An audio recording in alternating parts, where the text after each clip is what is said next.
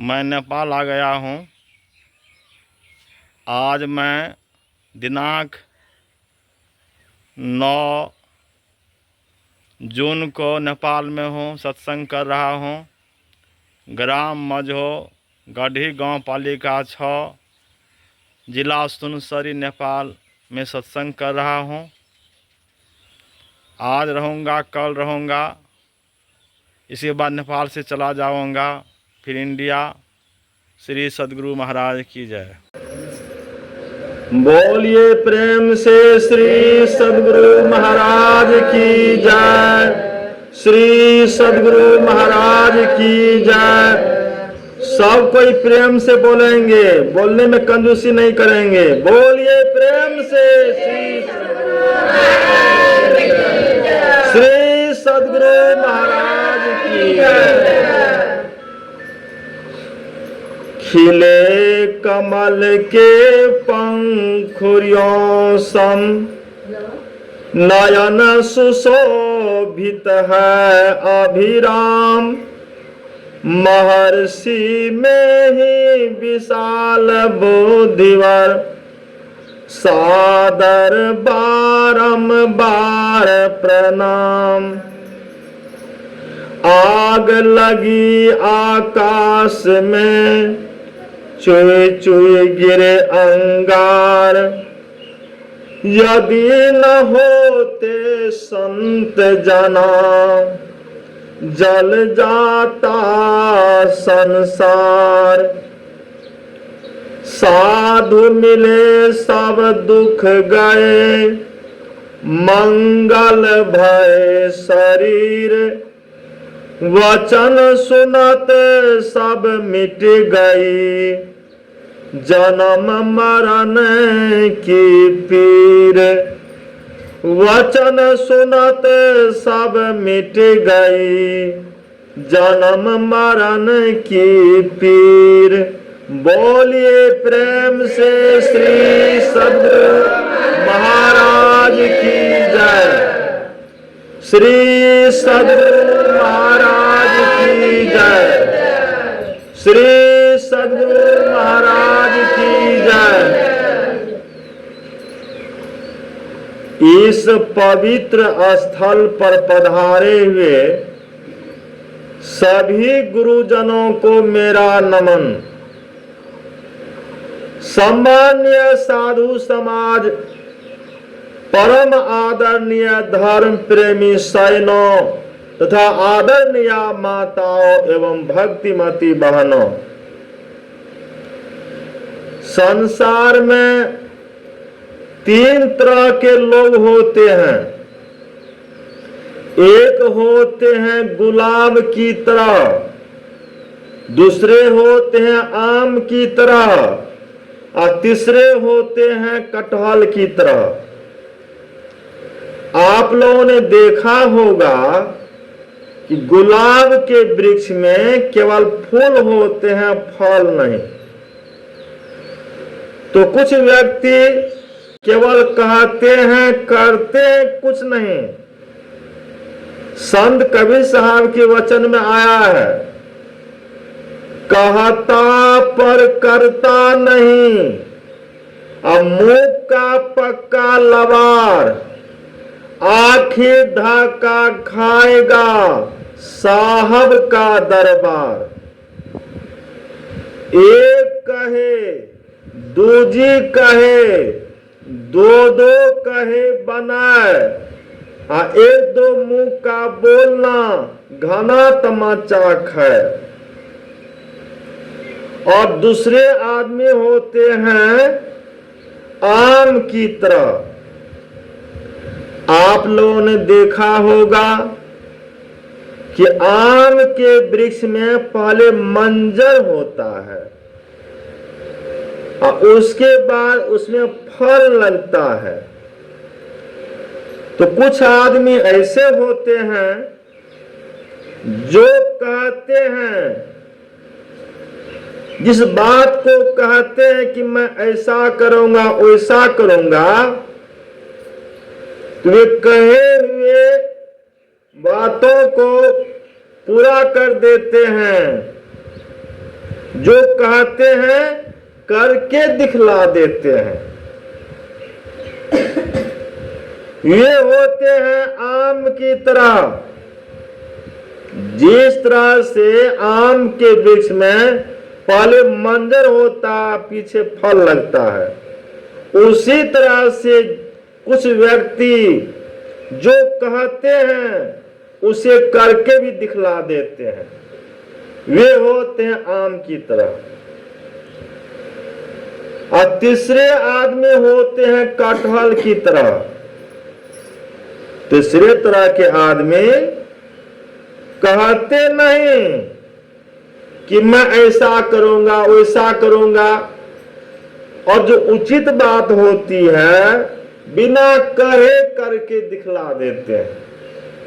वे होते हैं कटहल की तरह। संसार में और 4 तरह के लोग देखे जाते हैं। एक होते हैं नारियल की तरह, और दूसरे होते हैं बैर की तरह, तीसरे होते हैं पत्थर की तरह, और चौथे होते हैं अंगूर की तरह। आप लोगों ने देखा होगा कि बैर का जो फल होता है तो ऊपर से मुलायम होता है, और भीतर में गुठली रहती है। तो कुछ आदमी बाहर से मुलायम बातें बोलते हैं, प्रिय बातें बोलते हैं, जिससे दूसरे को अच्छा लगे, और भीतर से वे गांठ रखते हैं, गिरा रखते हैं, गुठली रखते हैं। बैर की तरह गुठली रखते हैं, गांठ रखते हैं, गिरा रखते हैं। वे होते हैं बैर की तरह। और दूसरे आदमी होते हैं नारियल की तरह। नारियल का जो फल होता है, नारियल का फल ऊपर से तो काला रहता है, और भीतर में उजली मुलायम गरी रहती है, और उसमें स्वच्छ पानी भरा रहता है। तो कुछ आदमी बाहर से कड़वी बातें बोलते हैं, कठोर बातें बोलते हैं, जिससे दूसरे को दुख पहुंच जाए, उस तरह की बात बोलते हैं। और भीतर से उसका हृदय मुलायम रहता, नारियल की तरह मुलायम रहता है। वे होते हैं नारियल की तरह। और तीसरे आदमी होते हैं पत्थर की तरह। पत्थर बाहर से भी कठोर रहता है, और भीतर से भी कठोर रहता है। तो कुछ आदमी का हृदय भी कठोर रहता है, और उसकी वाणी भी, उसकी बोली भी कठोर रहती है, हृदय भी कठोर और वाणी भी कठोर। उसके मन में, उसके हृदय में दया नामक कोई चीज नहीं। वे होते हैं पत्थर की तरह। आप लोग किसी किसी को कहते न, अरे तोहर हृदय तो पत्थर के समान भै गल यार।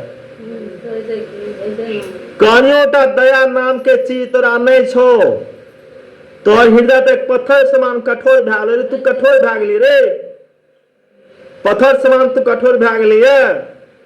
कनियोटा तोरा हृदय में दया नाम के चीज नहीं छो, पत्थर बन गलो है। ऐसा हम लोग कहते हैं। तो पत्थर की तरह जो व्यक्ति होते हैं, जिसका हृदय कठोर और वाणी कठोर, वे होते हैं पत्थर की तरह। और चौथे व्यक्ति होते हैं अंगूर की तरह। अंगूर भीतर से भी मुलायम और बाहर से भी मुलायम, और खाने में स्वादिष्ट होता है। तो अंगूर की तरह मुलायम कौन होते हैं? संत होते हैं। संत का हृदय मुलायम होता है, कोमल होता है, और उसकी वाणी मुलायम होती है, प्रिय वाणी होती है। वाणी ऐसी बोलिए मन का आपा खोए, औरन को शीतल करे आपू शीतल होए। प्रेम वाणी बोलते हैं, प्रिय वाणी बोलते हैं, वे होते हैं संत। संत का हृदय भी मुलायम, वाणी मुलायम, वे होते हैं अंगूर की तरह।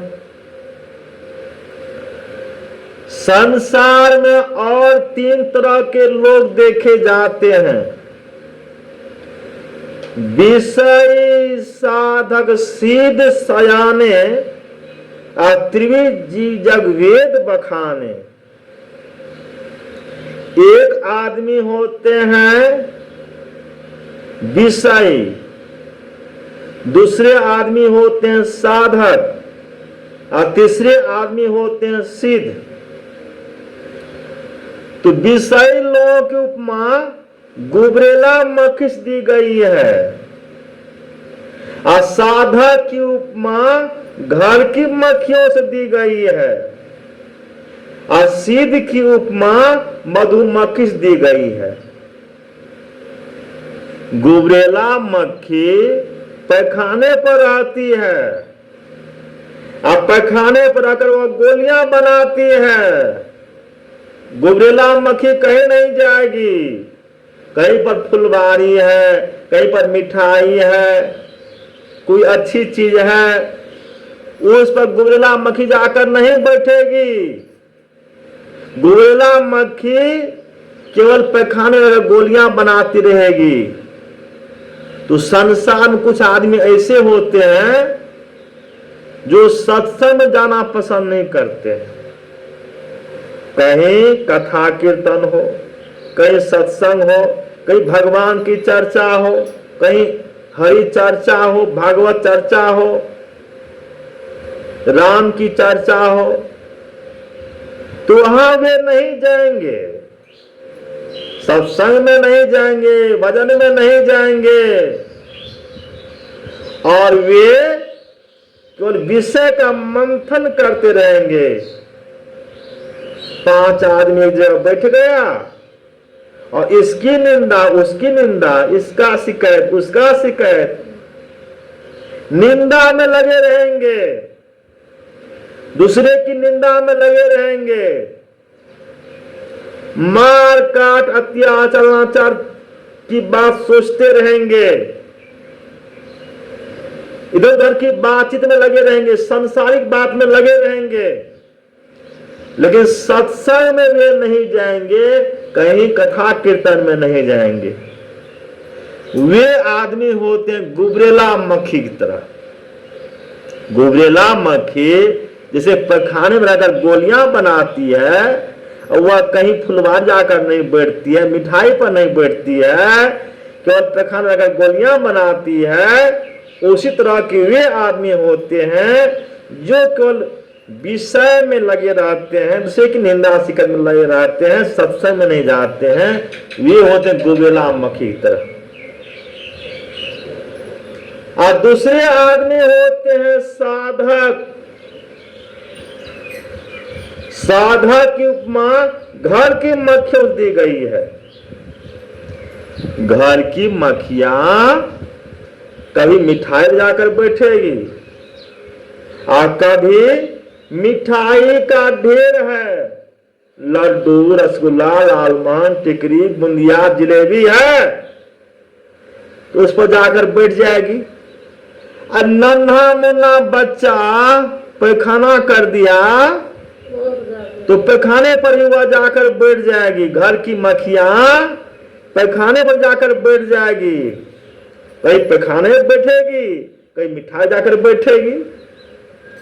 तो घर की मक्खियों से उपमा दी गई है साधक।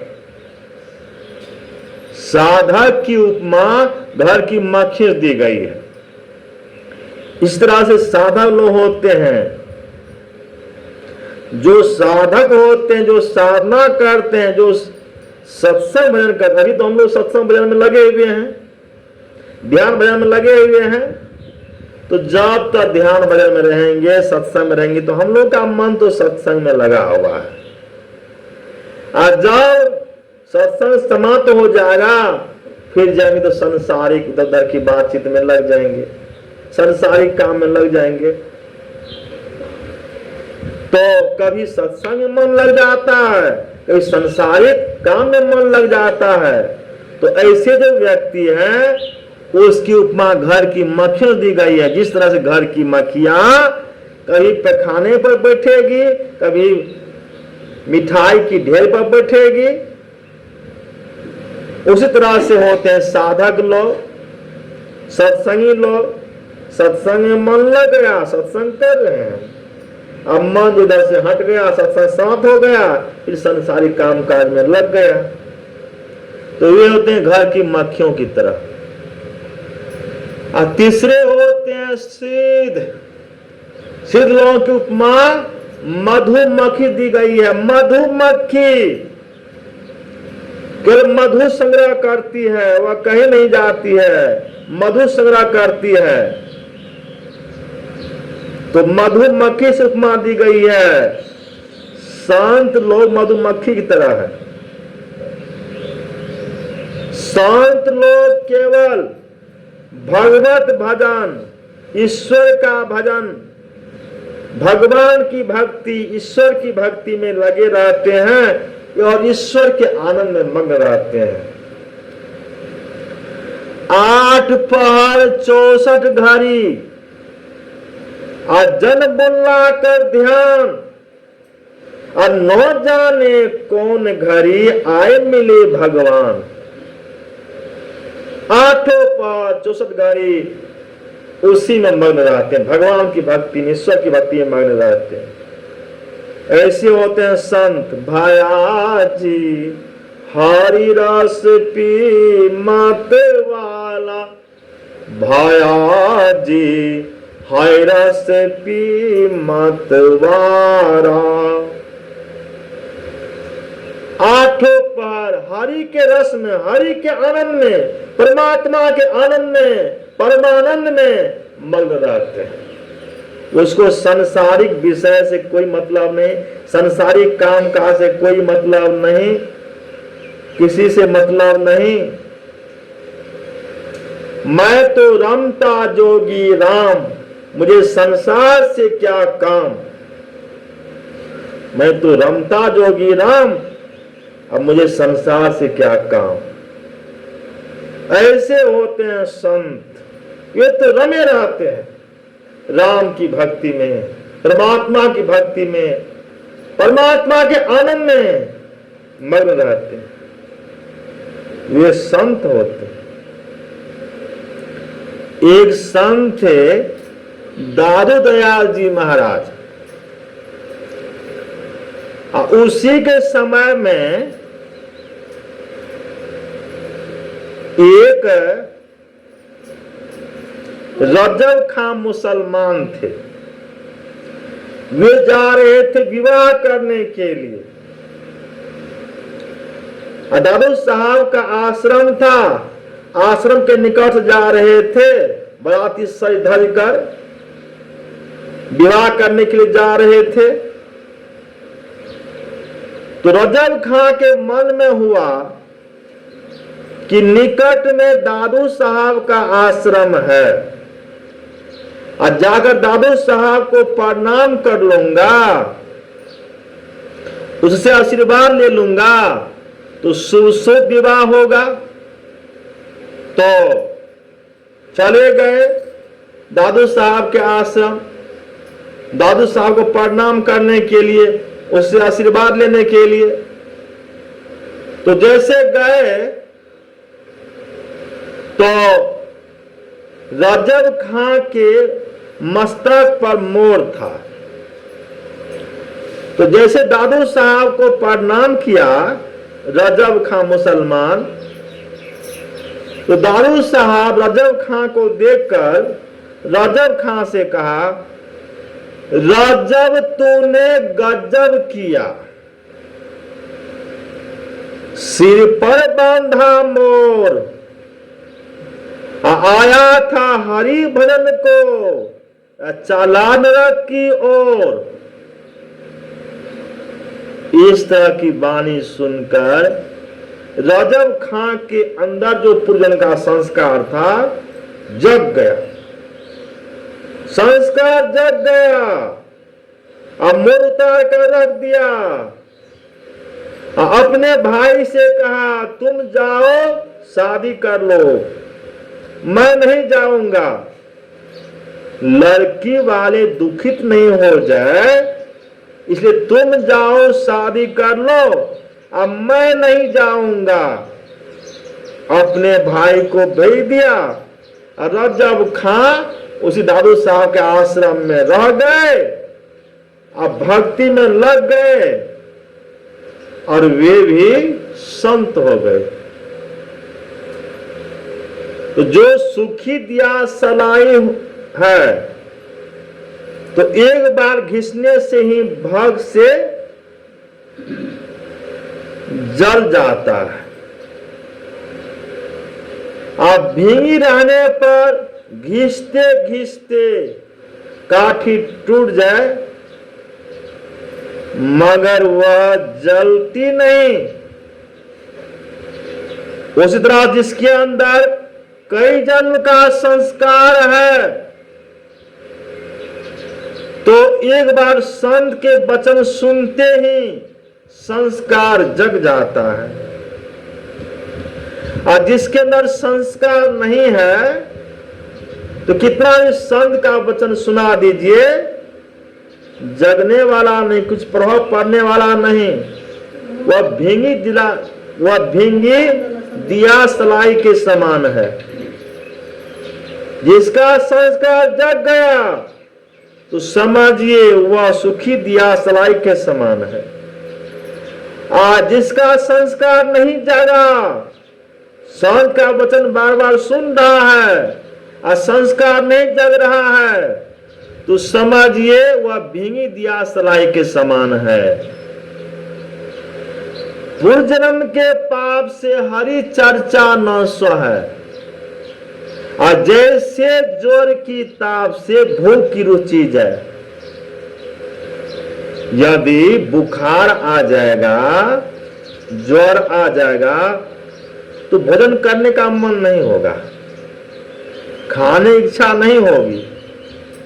तो कहा गया है पूर्वजन्म के पाप से हरि चर्चा न सहे, और जैसे ज्वर की ताप से भूख की रुचि जाए। जिस तरह से ज्वर आ जाने पर भूख की रुचि रहती नहीं, खाने का मन होता नहीं, उस तरह जिसके अंदर में कई जन्म का पाप समाया हुआ है तो उसको कितना भी कहिए सत्संग में जाने के लिए वे सत्संग में नहीं जाएंगे,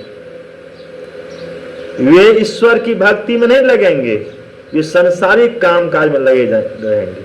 पापी पेट का सवाल है। या जग कैसे समझाओ, यह जग अंधा, और सब ही भुलाना पेट के धंधा। पेट के धंधे में सभी भूले रहते हैं और सत्संग ध्यान से दूर रहते हैं। तो यह शरीर सब दिन रहने वाला नहीं है। खाना पीना सो जाना यह सब है पशु समाना जी। जो केवल खाते हैं, पीते हैं, सो जाते हैं, बाल बच्चा पैदा करते हैं, इतने में ही लगे रहते हैं, इससे ज्यादा और कुछ काम नहीं करते हैं, उसका जीवन पशु वाला जीवन है, मनुष्य वाला जीवन नहीं। जो खाते पीते हैं, सब काम करते हैं, सब काम करते हुए भगवत भजन करते हैं, परमात्मा की भक्ति करते हैं, ईश्वर की भक्ति करते हैं, वे ठीक मनुष्य है, नहीं तो पशु तुल्य है, पशु समान है। तो यह मानव का शरीर मिला है भगवत भजन करने के लिए। इस तरह से भगवत भजन कीजिए। अवधू भूले को घर लावे, आ घर में जोग, आ भोग घर ही में, आ घर तजी बन नहीं जावे। बन के गए कल्पना उपजे, तब धो कहाँ समावे, अवधू भूले को घर लावे। घर में जोग है, घर में भोग है, घर में युक्ति है, घर में मुक्ति है। घर पर अगर भक्ति कीजिए, यह हम लोग का राजयोग है। राजयोग राजा भी कर सकते हैं, प्रजा भी कर सकते हैं, गृहस्थ भी कर सकते हैं, भोगी भी कर सकते हैं, योगी भी कर सकते हैं। यह योग सबों के लिए सुलभ है। राज मही राजा, योग मही योगी, तप में तपीसुर, गृहस्थ मही भोगी।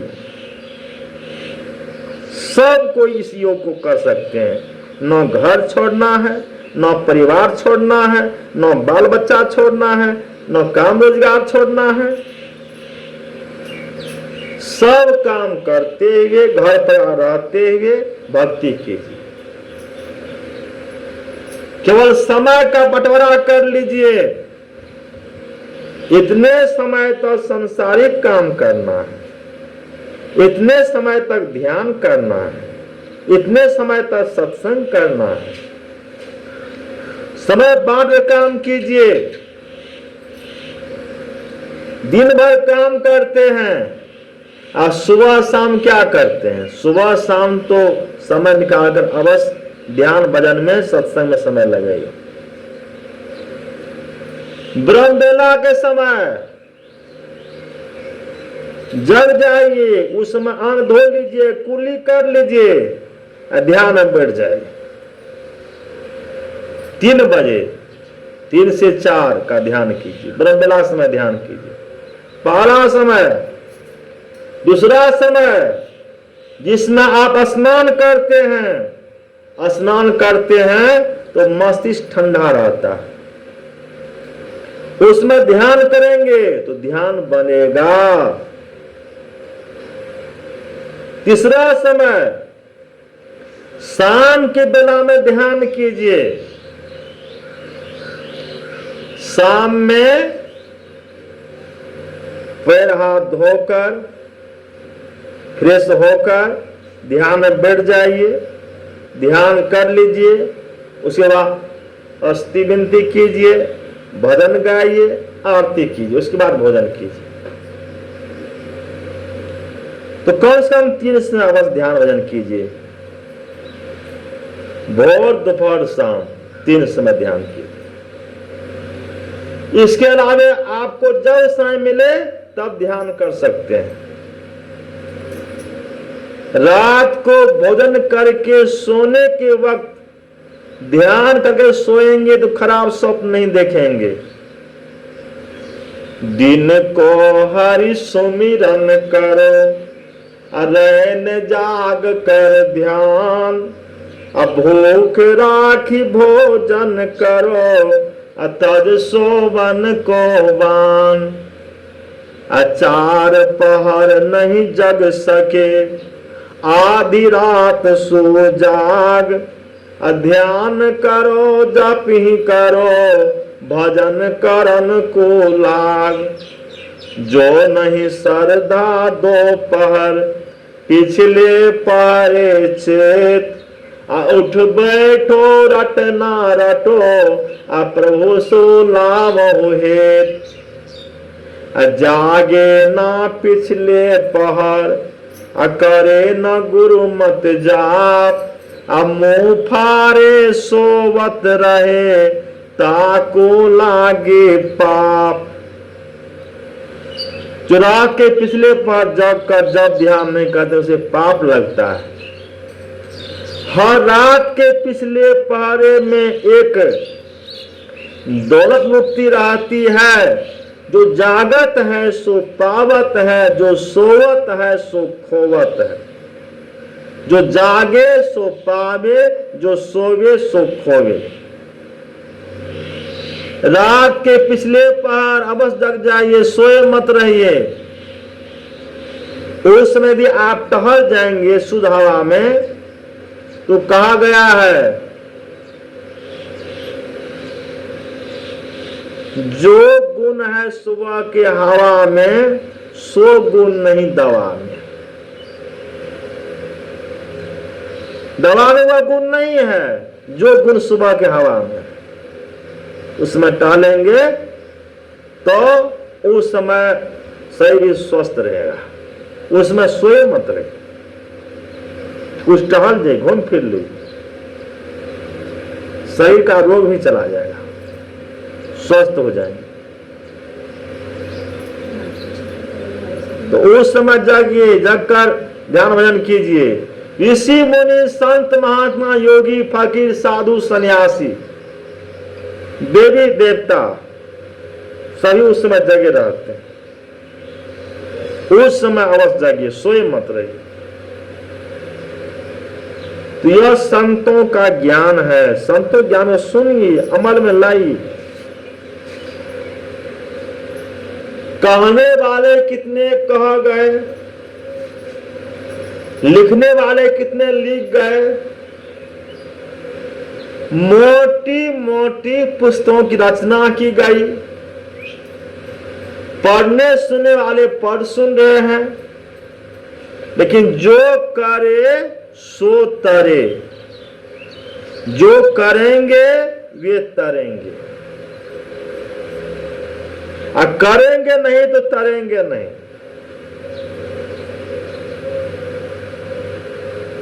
संसारिक कोई भी काम आपके बदले में आपका बेटा कर देगा, आपकी बेटी काम कर देगी।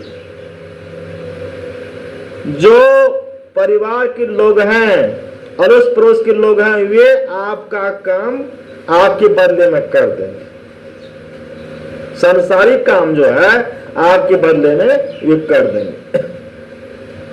जो आपका निज काम है, ईश्वर की भक्ति ध्यान भजन, वे आपको ही करना होगा, आपके बदले दूसरी व्यक्ति नहीं करेंगे। यह ध्यान भजन, यह सत्संग भजन, ईश्वर की भक्ति आपको ही करना होगा, आपके बदले में कोई दूसरे व्यक्ति नहीं करेंगे। जो करेंगे उसी को लाभ मिलेगा। आप करेंगे तो आपको लाभ मिलेगा, आपका बेटा करेगा तो बेटा को लाभ मिलेगा, माता पिता करेंगे माता पिता को लाभ मिलेगा। तो जो करते हैं ईश्वर की भक्ति ध्यान भजन, उसी को लाभ मिलता है। तो मनोप्रभु आप कीजिए, अपने घर दियाना बारू रे, नाम का तेल सुरत के बाती, ब्रह्म अग्नि उद्गारू रे। जगमग जोत निहारू मंदिर में, तन मन धन सब बारू रे। झूठी जान जगत की आशा बारंबार बिसारू रे। कहे कबीर सुनो भाई साधो, आपन का समारू रे। यह आपका निज काम है, अपना काम है। भक्ति भजन आपका अपना काम है, अपने काम को संभाल लीजिए। ये लौकिक जीवन पारलौकिक जीवन कल्याण में होगा। बोलिए प्रेम से श्री सद्गुरु महाराज की जय, श्री सद्गुरु महाराज की।